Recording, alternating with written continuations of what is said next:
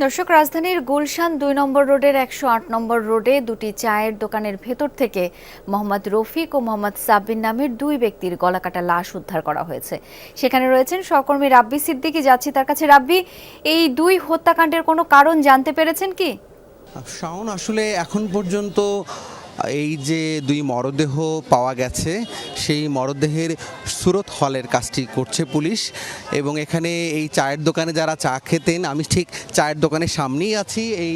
এই দোকানের ভেতরেই আইনশৃঙ্খলা বাহিনীর সদস্য তারা প্রাথমিক তদন্তের যে কাজটি, সেই কাজটি করছেন।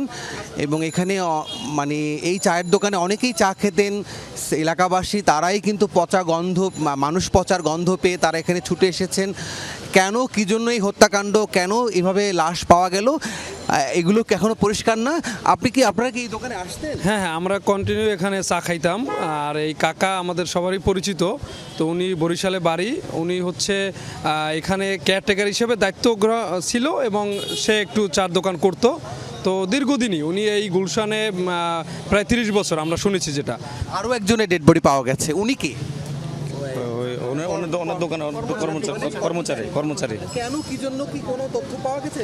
না, এখনো কোনো জানা যায়নি। পাওয়া যায়নি। শাওন, আপনি বুঝতেই পারছেন, মাত্র কিছু আগে আমরা জানতে পেলাম আইন শৃঙ্খলা বাহিনী সদস্য যারা আছেন তারা কিন্তু এই যে চায়ের দোকানটি একটু দেখানোর চেষ্টা করি, ভেতরে আটকা, এখানে কাজ চলছে, প্রাথমিক যে তদন্তের কাজ সেই কাজটি চলছে।